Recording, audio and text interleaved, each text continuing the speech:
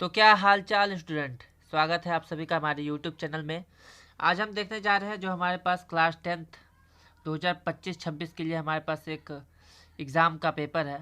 ये पेपर जो है आपके करंटली अभी अभी पूछा गया है प्री बोर्ड में। ठीक है, क्लास 10th का ये प्री बोर्ड का हिंदी का पेपर है जो आपके 2026 के पेपर पैटर्न के हिसाब से बनाया गया है। और ऐसे ही क्वेश्चन, जिस प्रकार से ये पेपर है इसी प्रकार से आपके 2026 के बोर्ड एग्जाम में क्वेश्चन पेपर मिलेंगे। तो इसका पैटर्न है, किस प्रकार के क्वेश्चन है, उसको आपको ज़रूर से ज़रूर देखना है।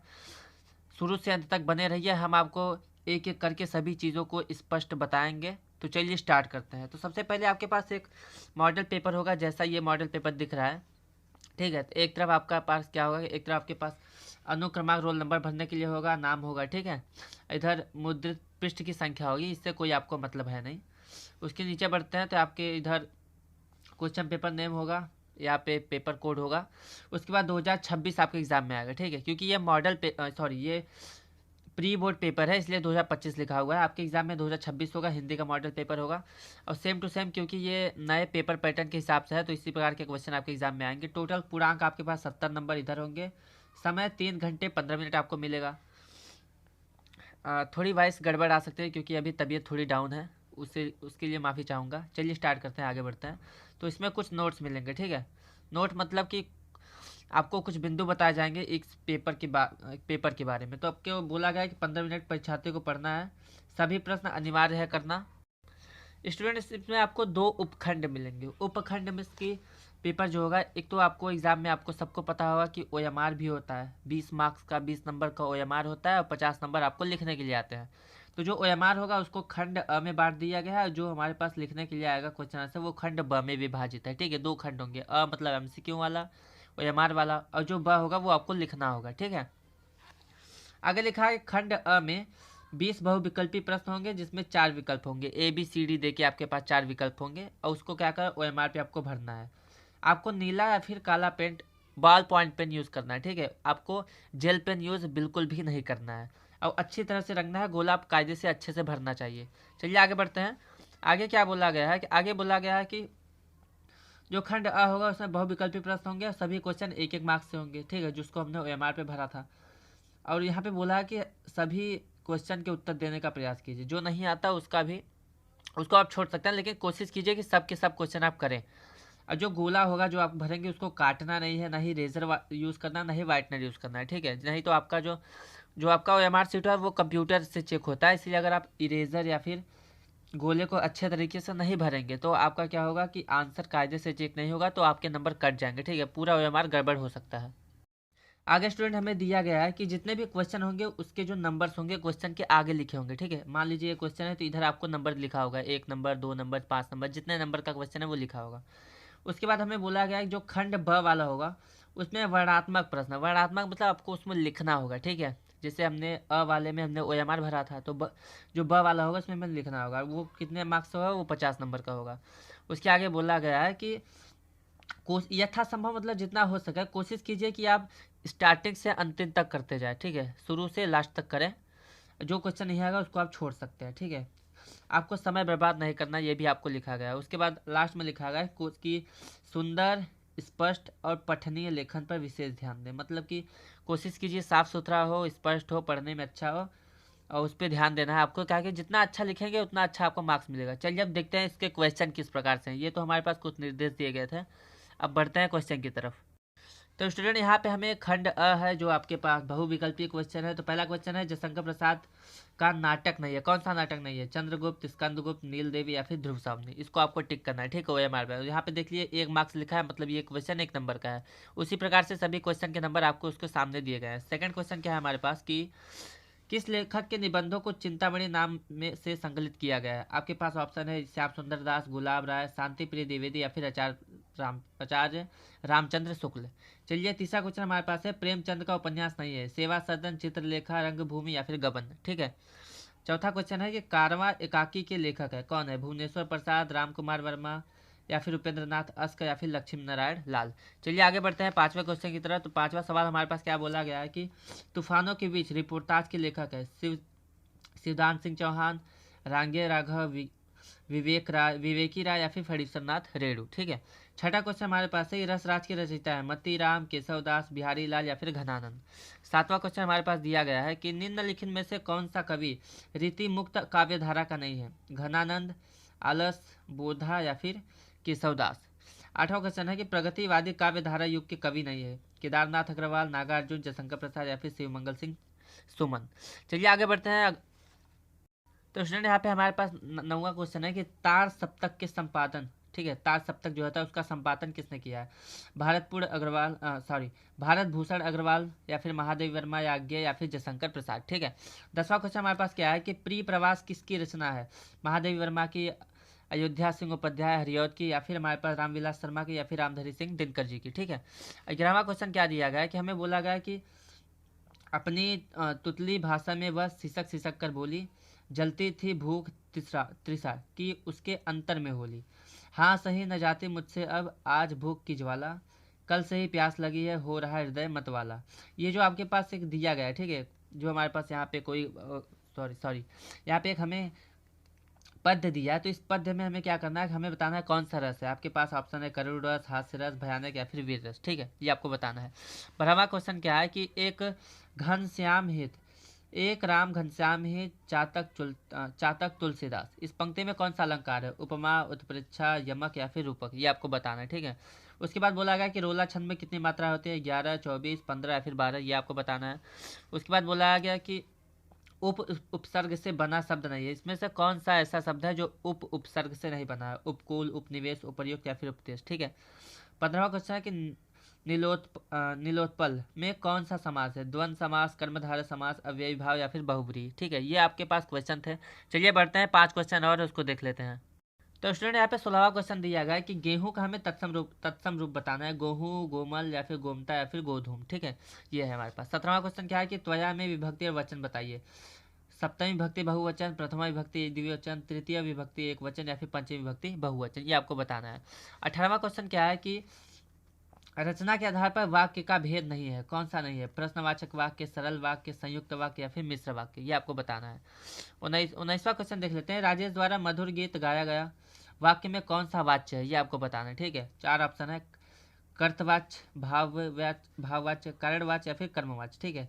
और लास्ट OMR का हमारे पास लास्ट क्वेश्चन है कि इनमें से अविकारी का चयन कीजिए, संज्ञा, क्रिया विशेषण, सर्वनाम या फिर क्रिया। तो ये हमारे पास खंड अ के क्वेश्चन थे, इसको आपको MR पे भरना था, सभी क्वेश्चन 1-1 नंबर के हैं, मतलब कि 20 क्वेश्चन 20 नंबर के। चलिए अब बढ़ते हैं खंड ब की तरफ, जिसमें हमें क्या दिया गया है, पहला देख लेते हैं वर्णनात्मक प्रश्न में। तो पहला हमें क्या बोला गया है कि निम्नलिखित एक गद्यांश पर आधारित सभी प्रश्नों के उत्तर दीजिए। देखिए आपको यहाँ पे गद्यांश दिया गया, ठीक है। गद्यांश में आपको पढ़ना है जो नीचे अंडरलाइन किया हुआ है, इसको भी ध्यान से पढ़ना है। यहाँ पे 2-2-2 मतलब 6 नंबर के क्वेश्चन है, तो ये एक गद्यांश से 3 आपको क्वेश्चन पूछेंगे, ठीक है। सभी का क्वेश्चन ये 2 नंबर का, ये भी 2 नंबर का, ये भी 2 नंबर का। तो पहला हमारे पास है गद्यांश का संदर्भ, मतलब कि ये किस पाठ का है, उसके लेखक कौन है, वो आपको इसको पढ़ के समझना है। उसके बाद जितने भी नीचे लाइन लिखा है, अंडरलाइन जो किया गया है, इसके हमें रेखांकित अंश की व्याख्या करनी है, इसको हिंदी में स्पष्ट करना है बोल क्या रहा है। और लास्ट में बोला है कि व्यक्ति की उन्नति कब संभव है, आपको इसको पढ़ना है, इसमें से आंसर ढूंढ के बताना है कि व्यक्ति की उन्नति कब संभव है, ठीक है। तो ये आपके 6 मार्क्स के क्वेश्चन है, 2-2-2, ये आपके हिंदी गद्य का क्वेश्चन है। चलिए बढ़ते हैं आगे। तो स्टूडेंट अथवा में भी एक और गद्य दिया है, ध्यान से देखिए, हमारे पास पहले क्वेश्चन में गद्य दिया था और उसी गद्य में 2 गद्य आपको मिलेंगे, दोनों में से किसी एक को करना है, ठीक है। तो यहाँ पे भी एक गद्य दिया गया है, इसमें से भी 3 क्वेश्चन है कि हमें संदर्भ लिखना है, किस पाठ का है, ये कौन सा चैप्टर है, चैप्टर का नाम, उसके लेखक का नाम। उसके बाद जिसके नीचे अंडरलाइन की गई है उसकी हमें व्याख्या करनी है। और इसी में से एक क्वेश्चन है कि स्त्री को चंद्रमुखी कहलाना रुचिकर क्यों नहीं लगेगा, ये आपको बताना है इसमें से आंसर ढूंढ के। तो ये भी 2-2-2 6 मार्क्स का क्वेश्चन है, ठीक है। यहाँ आप देख लीजिए 6, सॉरी यहाँ पे तो लिखा नहीं है, लेकिन 6 मार्क्स का है क्योंकि पहले वाला भी 6 मार्क्स का था, ठीक है। तो यहाँ पे पहला क्वेश्चन है, 2 गद्य है, दोनों में से किसी भी एक को आपको करना है, 3 क्वेश्चन होंगे, 6 मार्क्स के होंगे, ठीक है। चलिए बढ़ते हैं दूसरे क्वेश्चन की तरफ। दूसरे में क्या होगा कि आपको पद्य मिलेंगे, इसमें भी 2 पद्य, ठीक है, देख लीजिए यहाँ पे अथवा करके। तो आपको 2 पद्य मिलेंगे जैसे यहाँ पे है, और इसमें भी देखिए 2-2-2 6 नंबर के क्वेश्चन है। तो एक पद्य है हमारे पास, उसका भी हमें पद्यांश का संदर्भ लिखना है, मतलब कि कौन सा पाठ है और उसके लेखक कौन है, सॉरी कवि कौन है, इसको आपको लिखना है।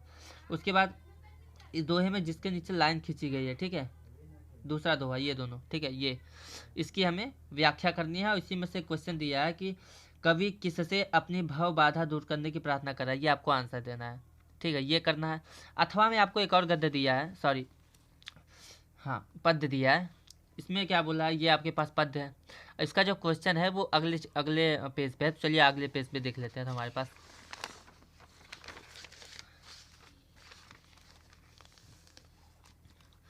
तो स्टूडेंट ये जो हमारे पास पद्य था उसका क्वेश्चन देखिए यहाँ पे है कि हमें संदर्भ लिखना है, ठीक है। उसके बाद जिसके नीचे अंडरलाइन थी उसकी व्याख्या करनी है, और इसमें भी उसी काव्य का, उसी पद्य का एक क्वेश्चन दिया है कि काया रूपी वस्त्र बहाकर, इसमें कौन सा अलंकार है ये आपको बताना है। तो आपके पास दो गद्य थे, दोनों में 3 क्वेश्चन थे, 6 मार्क्स का। उसी प्रकार से 2 पद्य भी आपके पास है, जिसमें से किसी एक पद्य को सॉल्व करना है, उसमें भी 3 क्वेश्चन होंगे, तो ये भी 2 मतलब कि 6 नंबर की ये भी हो जाएंगे। उसके बाद हमारे पास संस्कृत गद्य है। संस्कृत में भी देखिए गद्य और पद्य 2 टाइप के होते हैं। पद्य मतलब श्लोक होता है संस्कृत वाला, और गद्य मतलब जो स्टोरी होती है संस्कृत में वो, ठीक है। तो हमारे पास एक गद्यांश दिया गया है, इसमें क्या करना है, हमें इसका संदर्भ लिखना है और हिंदी अनुवाद करना है। ये आपके पास कितने मार्क्स के, 2 नंबर का संदर्भ है और 3 नंबर का अनुवाद है, मतलब टोटल 5 नंबर के, ठीक है। चाहे तो आप इसको कीजिए, चाहे तो इसको कीजिए। अब आगे चौथे नंबर में क्या है हमारे पास कि हमारे पास संस्कृत पद्यांश, पद्यांश मतलब श्लोक है, ठीक है। पहला श्लोक यहाँ पे है, अथवा करके दूसरा श्लोक, किसी भी एक श्लोक को आपको करना है। उसमें क्या करना है, आपको संदर्भ लिखना है, उसका हिंदी अनुवाद करना है। ये भी हमारे पास 2 नंबर का संदर्भ, 3 नंबर का अनुवाद, मतलब 5 नंबर का क्वेश्चन है संस्कृत से, ठीक है। अब आगे हमारा क्या दिया है, आगे हमारे पास खंड काव्य दिए हैं। बोला गया कि पठित खंड काव्य के आधार पर निम्न प्रश्नों में से किसी एक प्रश्न का उत्तर देना है। देखिए क में 2 क्वेश्चन है, क ख ग घ अंग च छ, ऐसा कुछ होगा, ठीक है। तो आपको करना क्या है कि सब में से क में 2 क्वेश्चन, ख में 2 क्वेश्चन, ग में 2 क्वेश्चन, 2 क्वेश्चन हो गए, किसी भी एक को करना, एक क्वेश्चन को करना है, चाहे क कीजिए दोनों, चाहे ख कीजिए दोनों।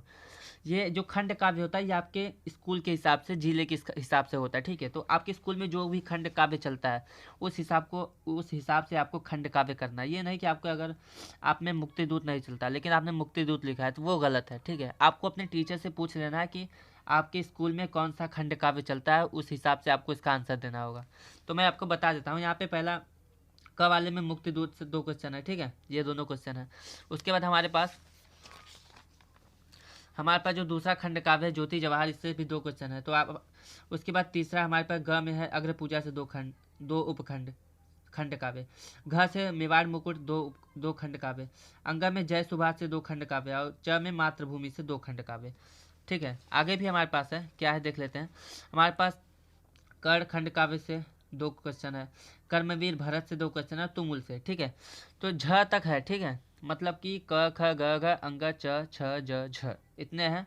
अब आपके एग्जाम में सभी आएंगे बट करना आपको सिर्फ एक होगा, या तो क, या तो ख, या तो ग, या फिर घ, ठीक है। 2 क्वेश्चन होंगे, 2 क्वेश्चन आपको करने हैं इनमें से, बट वो डिपेंड करता है कि आपके स्कूल में कौन सा खंड काव्य चलता है, ठीक है। तो उस हिसाब से आपको आंसर देना है। चलिए बढ़ते हैं आगे। तो छठवां क्वेश्चन हमारे पास दिया गया है।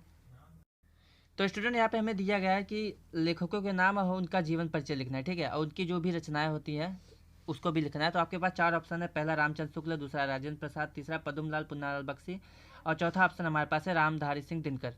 इसमें से किसी भी एक राइटर का आपको जीवन परिचय लिखना है, उसकी एक रचना लिखें, ठीक है। तो जीवन परिचय हमारे पास 3 मार्क्स का है और जो रचना है वो 2 मार्क्स की है, तो टोटल 5 नंबर के आपके पास क्वेश्चन है। उसी प्रकार जहाँ पे हमने लेखक का है, इसी प्रकार से हमें कवि का भी दिया गया है। 4 ऑप्शन आपके पास है, सूरदास, रसखान, मैथिली शरण गुप्त और अशोक वाजपेयी। इनका भी आपको जीवन परिचय लिखना है और एक रचनाएं लिखनी है, ये भी आपके पास 5 नंबर के हैं। तो इस प्रकार से हमारे पास गद्य के लेखक और पद्य के एक लेखक का जीवन परिचय, उनकी रचनाएं हैं, जो आपके पास 10 नंबर के क्वेश्चन हो जाते हैं। तो ये बहुत ही ईजी होता है, आपको अच्छे से याद करना है इसको। तो स्टूडेंट यहाँ पे हमें 7वां क्वेश्चन दिया है कि आपको क्या करना है कि अपनी पाठ्य पुस्तक के संस्कृत खंड की पाठ्य वस्तु से कंठस्थ कोई भी एक श्लोक लिखना है। श्लोक और आगे लिखा गया है कि प्रश्न पत्र में ना आया हो, मतलब कि यहाँ पे आपको जो संस्कृत श्लोक दिया था जिसमें आपने उसका संदर्भ और उसकी व्याख्या की थी, तो वो उसको छोड़ देना है। मतलब कि जो आपके एग्जाम में आया हुआ है इसको छोड़ के, एग्जाम पेपर में, क्वेश्चन पेपर में जो आया है उसको छोड़ के, और कोई भी अगर आपको श्लोक याद है तो उसको आपको लिखना है, वो आपके पास 2 मार्क्स से क्वेश्चन है, ठीक है।